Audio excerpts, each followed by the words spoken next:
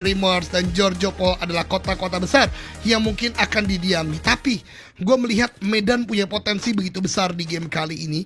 Mengingat ketika zona shifting ke arah bagian kiri, baik itu bermain di Gatka, bermain di Kuwari, atau bahkan bermain di sebagian kiri Pochinki sebagaimana mereka mainkan saat ini pun masih sangat mungkin untuk dilakukan. Jadi Medan melalui mekanik tua kali ini lebih memilih atau bisa untuk melakukan looting secara leluasa, secara prima. Bahkan waktu sampai zona 3 pun harusnya mereka masih aman. Pun juga dari tim mekanik atau Medan Magnet, di mana tim Bali memiliki Pochinki, udah pasti lootnya akan sangat banyak, akan sangat enak. Dan ingat, salah satu jalur dari truck loot atau lootingan dari dalam truk yang tadi didapatkan tim siapa tadi ya, di Novo itu mendapatkan MG3, ini juga bisa lewat di bagian Pochin. Jadi kalau misalnya Bali menemukan loot tersebut, ini akan membuat mereka semakin strong lagi di game kita yang ketiga kali ini, Roy.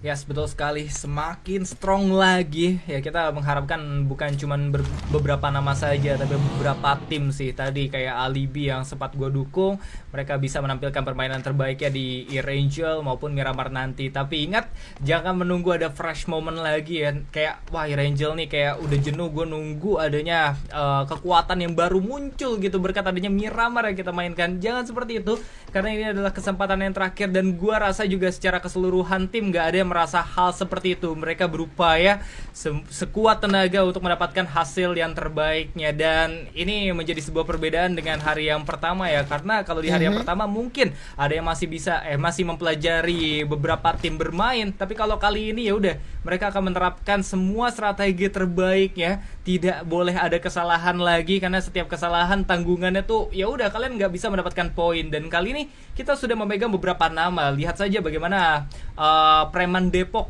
dari jajaran top 2 turun loh, jauh sekali hingga hashtag yang ke-7. Kita akan menunggu bagaimana permainan mereka bisa meningkatkan poin-poin demi poin lagi ke depannya. Ini adalah imbas dari ketatnya persaingan pengejaran poin sebagaimana tadi disampaikan Royaldi di awal hari ya. Dengan tidak performnya salah satu tim, itu tadi adalah Preman Depok di 2 game sebelumnya, naiknya beberapa tim seperti tim Bali, XOG Batosai dan kawan-kawan, ini membuat pergeseran sudah terjadi. Dan ini harusnya udah mulai menjadi sebuah sinyal berbahaya buat beberapa tim yang tadi udah kita sebutkan. Tidak boleh ada kesalahan, no room for error bisa kita katakan.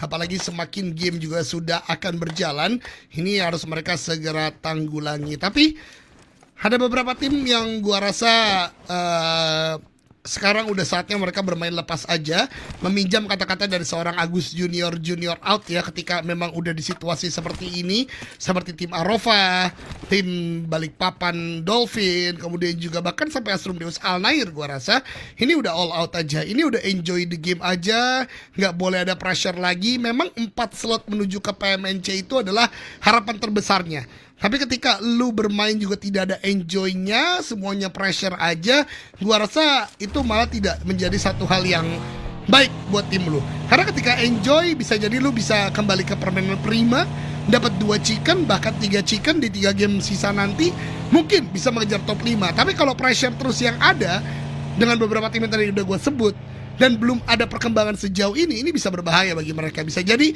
semakin terperosok, bisa jadi mereka hanya menjadi lumbung poin bagi tim-tim yang lain. Jadi gue harapkan kalau memang ada coach, ada manajemen, manajer dan kawan-kawan, udah saatnya lah untuk 3 tim terbawah setidaknya saat ini harus ada enjoy-nya. Tidak boleh semuanya tentang pressure, semuanya tentang kalkulasi, harus ada enjoy the game biar bisa ada permainan terbaik yang bisa mereka keluarkan, Roy. Bentar, kalau kita ngomongin enjoy-nya nih, gue tuh terpacu dengan satu nama lagi nih dari Depok lagi, yaitu adalah Preman Depok yang tadi kita sudah ucapkan, atau mungkin kemarin yang sering kali kita ucapkan bagaimana fun fact-nya bertuliskan positive vibes. Nah, kita nungguin positive vibes dari mereka lagi gitu. Entah, kayaknya hari yang pertama mereka bermain secara positif, mood yang sangat bagus. Ya, kita harapkan mood kalian sama, tapi tahan dulu sebentar. Apa yang terjadi? Nampaknya Rocky mencoba melakukan sebuah backstabbing. Di sana berupaya untuk mendapatkan seorang Zhao. Tidak boleh nama dirinya bisa muncul lagi ke arah permukaan menjadi LPT. Karena kali ini ada seorang Rocky, bukan cuma satu tim yang berada dalam jangkauan, melainkan adanya Astrum Deus yang ikut serta, tapi Rocky dipukul mundur, darah setipis tisu, dan kali ini berupaya untuk diledakkan. Mampu atau tidak? Nampaknya para pemain dari Astrum Deus bisa berhasil mendapatkan seorang Rocky, bahkan langsung tereliminasi. Baru gue bahas tentang ketenangan, baru gue bahas tentang enjoy the game.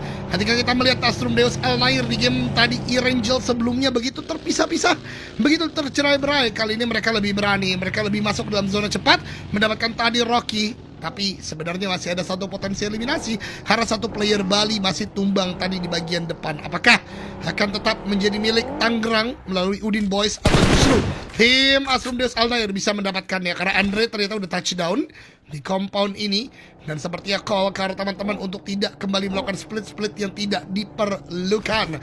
Astrum Deus Alnair mendapatkan satu eliminasi, sementara Bali nih, gue penasaran terselamatkan atau tidak, karena kalau di bagian live status harusnya selamat, satu lagi yang knockdown. Tadi Sau Medan Magnet harusnya tadi yang tumbang. Kalau bisa selamat 3 orang, Bali masih cukup prima untuk melanjutkan permainan kita di game yang ketiga. Yes, memang nama Bali sering sekali kita soroti dengan adanya Medan Magnet, bahkan selisih poin semakin dipersempit oleh mereka. Dan kali ini juga tadi nampak adanya pemain dari Mekanik Tua, lalu ada Megjo di sana, seorang Satar, di mana melakukan sebuah rotasi, tapi untungnya masih belum ada damage yang masuk ke arah mereka karena Pangeran Megjo juga hanya numpang lewat saja. Gua nggak tahu checkpoint mereka selanjutnya ke arah mana, tapi yang bisa kita lihat saat ini dirinya menguasai area open field. Kalau secara tempat memang tidak begitu nyaman yang dipegang oleh seorang Satar, tapi bisa menjangkau ke beberapa daerah yang diakuisisi oleh para pemain dari Mekanik Tua, maupun untuk mengcover rekannya di sisi bagian belakang. Dan ya, kali ini situasinya kembali kondusif. Mungkin mereka memiliki rasa semangat menggebu-gebu di game kita yang kedua saja, tapi enggak juga. Di game yang ketiga emang kadang nggak ketemu aja. Kalau ketemu, mereka bakalan fight-fight juga. Lihat aja rotasi itu, 4 mobil berada dalam jangkauan para pemain dari Mamuju. Dan ini dia Brokol nampaknya memberikan sebuah tembakan saja, hanya berupaya untuk memukul mundur lawan mereka. Mungkin kalau kita boleh ngambil sebuah hipotesis yang nanti akan dibuktikan seiring dengan berjalannya permainan ya, ini terlihat sekali bagaimana banyak tim udahlah objektif zona aja. Kalau memang kita udah nggak bisa mendapatkan eliminasi besar, setidaknya placement itu adalah harga mati dan itu harga pasti gitu kan. Oleh karena mereka rotasi terus, bukan yang perang-perangan. Tapi kalau memang ada kesempatan, mereka juga butuh poin, mereka butuh turun. Itu gua rasa yang sekarang sedang terjadi di hari yang kedua. Karena biasanya ada yang hanya one sided aja, ketika rotasi aja, perang-perang aja. Tapi ini bisa menjadi 2 kesatuan di satu gameplay yang sama. Tapi kita lihat Balikpapan justru berbeda dengan tim-tim lain. Ketika tim-tim lain rotasi cepat, mereka tahu mereka tadi yang cukup terakhir turun di bagian Novo. Mereka banyak lootingan, bandage bahkan di atas 10. Karena biasanya kalau kita main klasik, main FT, kalau dalam zona, play zone 10 cukup. Tapi ngambil 15 biar bisa apa? Biar bisa healing dalam mobil. Jadi mereka bisa bergerak lambat tapi tetap dengan healing yang banyak. Namun, kita melihat di bagian minimap, ada preman Depok di bagian depan, Azami atau Kimain. Bahkan juga ada Jaws yang udah mulai terpantau, dan Ranger gua rasa gerakan yang cukup nekat, belum punya tempat touchdown, melakukan tembakan. Justru preman Depok mungkin nanti bisa setup dan melakukan tembakan karena bagian tim Dolphin atau Balikpapan yang sudah mulai tercerai-berai. Mereka terpisah satu demi satu knockdown saja bisa menjadi bahaya, masalah, problem untuk tim Balikpapan kali ini, Royaldi. Yes, ini dia tim dari Balikpapan, Stensi dan juga yang lain ya. Kita tadi sempat berpikir bagaimana permainan rondonya akan berakhir menjadi milik mereka. Kenyataannya cukup sulit juga untuk bisa mereka jangkau kembali. Mereka pun juga sempat gagal di rondo hari pertama. Erangel pertama pun juga mereka gagal, hanya bisa membawa 2 poin eliminasi saja. Tapi ketika memasuki game yang ketiga, akhirnya ada sebuah peningkatan membawa 5 poin. Terus updateannya ya hanya poin-poin yang tipis-tipis saja. Tapi nggak apa-apa. Kita harapkan beberapa game ke depannya masih bisa mereka kuasai. Karena di saat ini Arafah saja sudah meningkatkan permainannya. Tapi kamera berganti menuju ke arah drone view. Itu dia Samarinda Dinoy yang sempat mendapatkan clutch play-nya. Tapi kali ini harus dijatuhkan. Brown dari Udin coba mendapatkan 1 pemain di dalam sana. Tapi shotgunnya pun dipatahkan begitu saja. Cepat sekali tadi. Double shootnya masuk semua. Tapi granat pun tiba mengancam siapapun yang ada di bagian dalam compound-nya. Tapi Aan penasaran sekali menuju ke arah bagian luar sana, dan ternyata pertarungan shotgunnya pun dipatahkan dengan sebuah granat yang perfect sekali dari seorang Relax. Itu dia, nampaknya 2 eliminasi mampu mematikan lampu pemain-pemain dari Tangerang, yaitu adalah Udin. Tangerang Udin Boys dalam lampu kuning sudah mulai menyala, tanda-tanda permainan mereka yang turun secara grafik. Apakah konslet mungkin nanti akan turun? Gua penasaran juga, karena sedangkan Tangerang hanya rondo. Gua rasa dalam catatan gue yang membuat Tangerang mendapatkan poin cukup tinggi di hari ini. Berpindah ke arah bagian Mamuju, Zuko melawan tembakan ke arah bagian depan, tapi ternyata di bagian depan Malang. Tim Sevenfold, satu orang yang tumbang tadi berhasil untuk diselamatkan kah? Karena udah mulai berdatangan, sementara Onyx tumbang tidak terselamatkan. Di bagian belakang ada Megjo tim juga yang mulai mendekat. Mamuju begitu terbuka. Mereka punya 2 compound kecil. Mereka punya sebuah cekungan di bagian kanan. Dan Brokol, maksud hati mengganggu permainan dari tim Malang di bagian depan. Ternyata terganggu juga dari bagian belakang. Bahkan penyelamatan dari seorang Spooky karena bagian Brokol pun tidaklah mudah, karena terkena damage yang begitu besar. Bahkan lihat Malang mulai maju. Zuko sendirian dan Glass atau Les mendapatkan Zuko, menandakan tim Mamuju kura-kura ninja hanya sendirian. Mulai datang, mulai maju. Spooky tidak berhasil menyelamatkan Brokol. 1v4 dan Spooky harus tunduk di tangan tim Malang. Tim Sevenfold membalikan, melipat permainan dari Mamuju dan membuat Malang masih dengan 4 playernya. Ya, mereka masih dengan 4 pemain ya. Dalam bagian dari Sevenfold juga penasaran sekali keberadaan dari Leo. Nampak tadi terintip sedikit saja celah di bagian jendela compound yang dimiliki oleh pemain-pemain dari Megjo. Cozy nampaknya memiliki area atap rumah untuk bisa memantau pemain-pemain dari Sevenfold. Bahkan terancam tadi jiwa dari satu player yang menggunakan vehicle yang melarikan diri saja sejenak.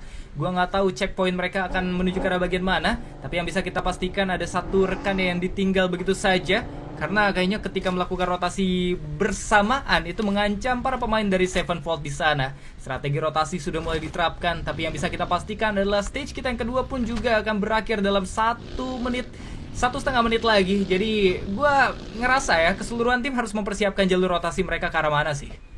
Ya, termasuk diantaranya tim Preman Depok ya, Azami. Dimana tadi di elimination fit terlihat satu demi satu kawan-kawannya tumbang. Satu tim yang tadi gue sempat fokuskan karena berisikan Jaws, Big Z, Cersei, beranggotakan player-player yang sempat menghadapi PMPL, menghadapi liga level nasional, liga level pro bahkan.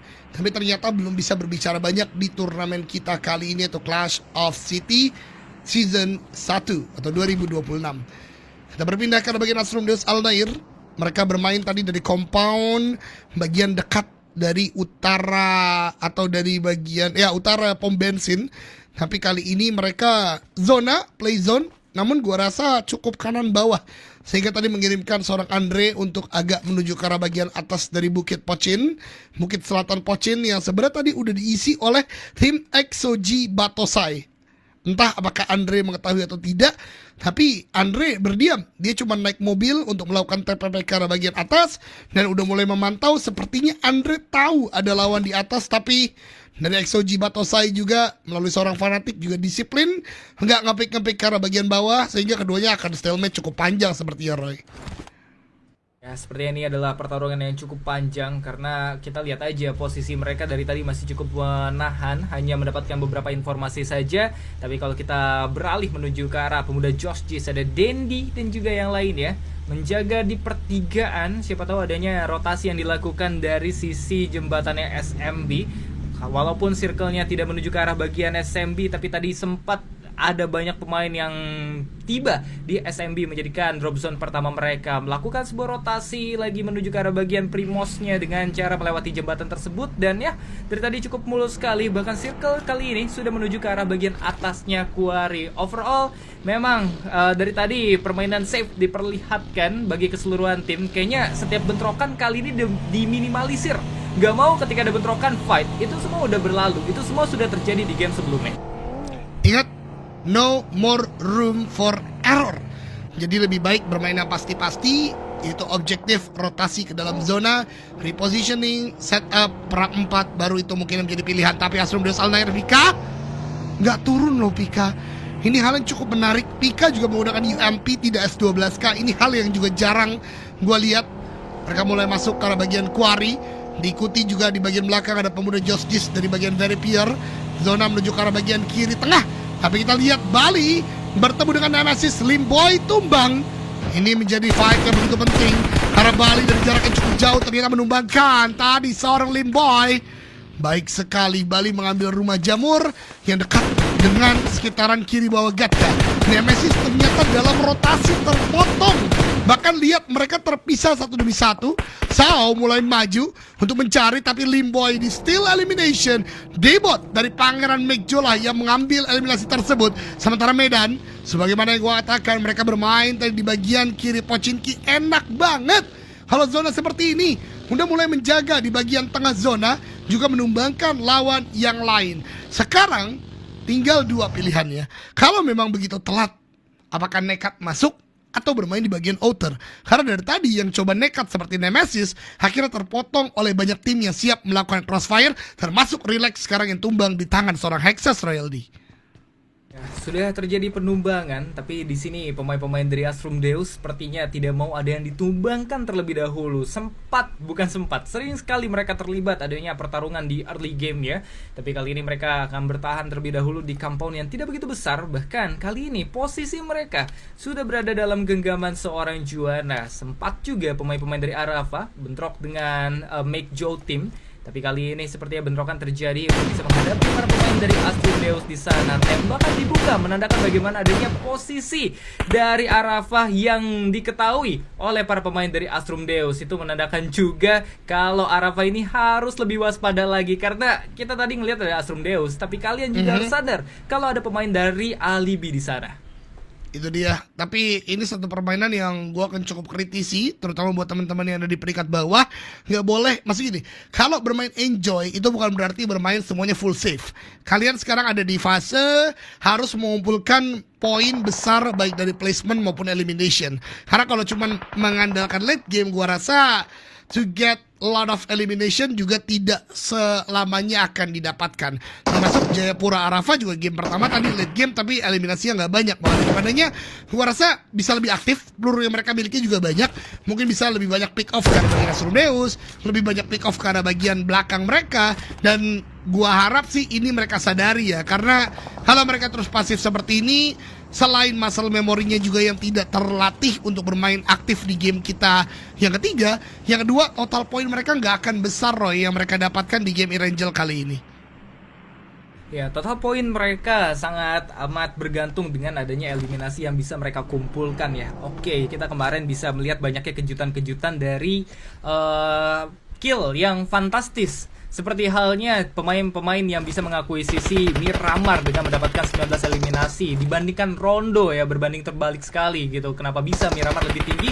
Tapi masa iya harus menunggu adanya Miramar lagi untuk bisa panen eliminasi. Jadi ya kita mulai saja dari sekarang. Dan diawali memang tadi sudah ada satu nama yang lebih tinggi dari total eliminasi, adalah Sevenfold yang mengakuisisi satu tim.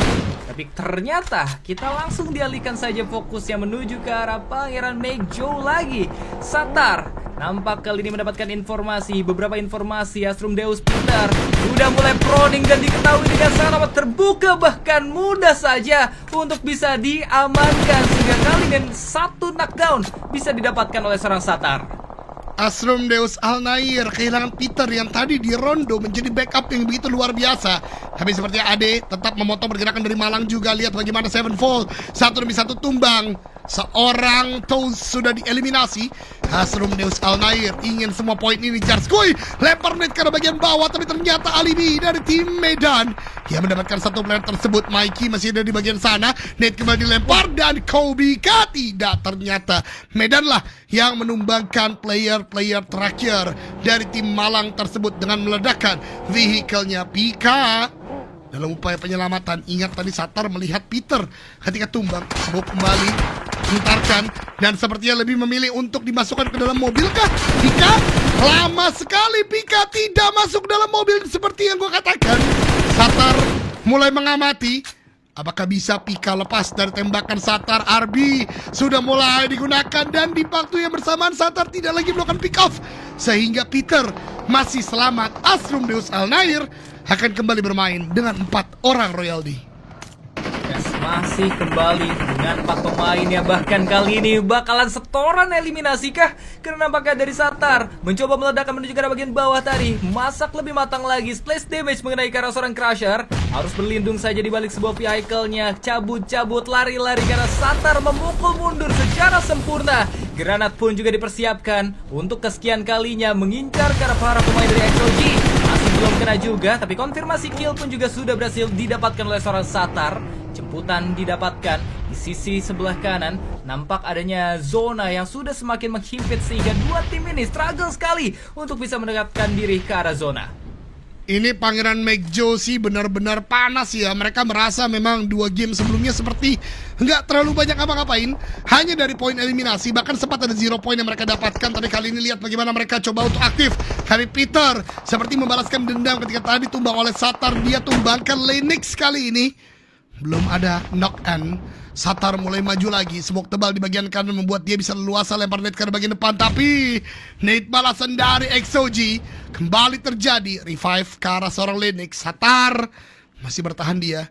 Dan XOG nade yang dekat sekali. Litsam hampir tumbang dia.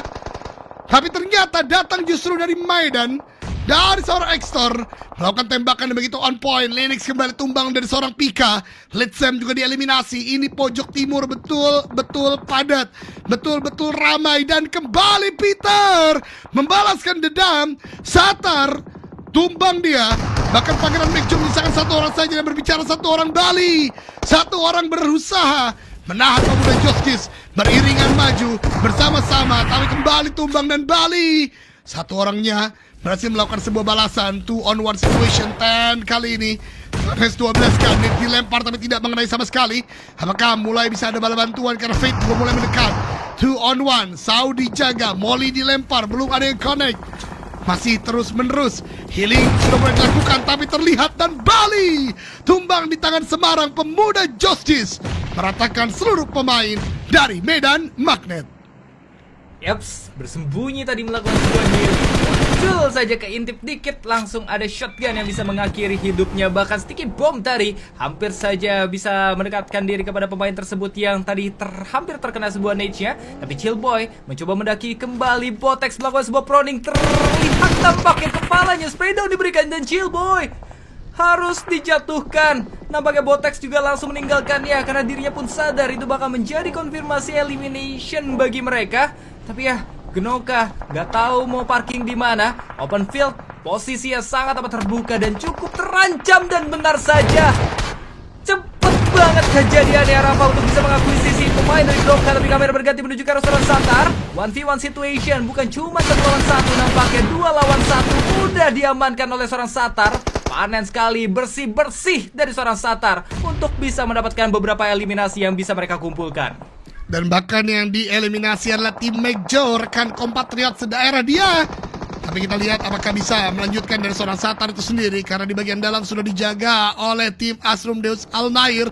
Dan berbicara Medan, sesuai dengan apa yang gue prediksi di awal, mereka enak banget untuk sampai ke bagian late game.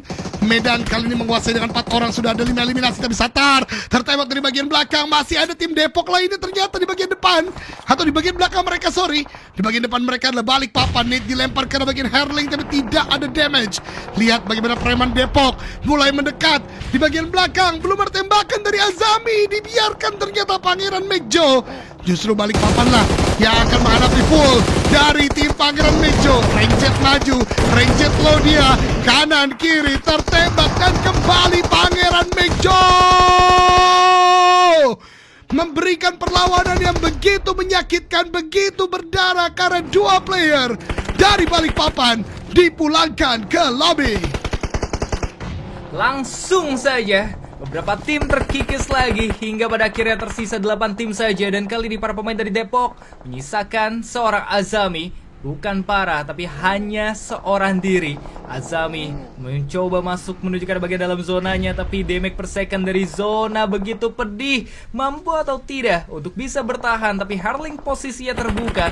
Setidaknya mendapatkan satu buah knockdown, tapi tidak mampu untuk mendapatkan eliminasi. Sehingga apa?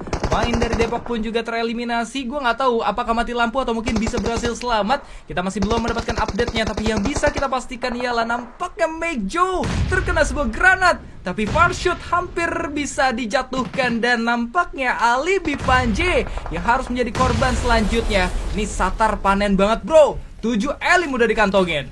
Itu dia seperti membayang-bayangi performa Rocky di game yang pertama. Rocky dapat 6, kali ini Satar sudah dapat 7. Kita berpindah ke arah Exoji Batosai Crusher. Netnya connect ke arah bagian Extor. Masih ada easy for Eman juga, dan Crusher mendapatkan Extor sebagai confirm elimination. Alibi, Gelos, dan Hexas mengamati, tapi ternyata ada cekungan kecil yang membuat player-player Exoji Batosai tidak terlihat secara utuh. Gelos juga tidak punya granat lagi mungkin yang bisa dilemparkan untuk memberikan pressure. Sementara di waktu yang bersamaan Pangeran Mejo mulai maju, dan Azami dari tim Preman Depok masih menghantui dari bagian belakang Royalty. Langsung saja menghantui dari arah bagian belakang sana Exoji dan juga Pangeran Mejo Daibot coba melakukan sebuah healing. 11 elim sudah bisa berhasil mereka kumpulkan, dan mekanik tua Lil Bai mereka sudah mulai regrouping, gak mau terpisahkan begitu jauh ketika mereka disibukkan. Kita ngelihat juga dari Exoji yang masih ada di genggaman seorang Gelos. Kita menantikan juga bagaimana satu hit yang masih bisa mendapatkan beberapa korban, dan benar saja knockdown didapatkan dan masih bisa melakukan sebuah healing dari Easy for Eman. Apakah masih bisa selamat? Gue yakin sih 80-90% mereka harus dilumpuhkan. Bahkan backstabbing dari Azami dapetin seorang Herlix, tapi dirinya pun harus dilumpuhkan. Sakitnya zona nggak bisa dia tahan. Oke, dan sekarang menjadi 2 tim saja, Medan dan juga tim Manado. Bagaimana Alibi mendapatkan 1? Apakah Medan atau Manado? 3 melawan 1 kali. Daybot akan dicari, tapi Daybot begitu tenang. Nih sudah dikuk, akan dilemparkan, tapi Horace Medan mendapatkan winner chicken dinner di game kita yang ketiga dengan performa yang luar biasa, dengan WWCD yang begitu meyakinkan. Ini dia mekanik tua. Yaps, ini dia mekanik tua. Salah satu prediction gue juga pada akhirnya muncul karena permukaan mendapatkan WWCD di game kita yang ke-9. Kita sudah melihat bagaimana mereka yang gue sebutkan sangat sibuk sekali melakukan sebuah fight, dan kali ini kesibukan demi kesibukan tersebut akhirnya berupa menjadi sebuah hasil winner chicken dinner bisa mereka kumpulkan. Ini bisa menjadi sebuah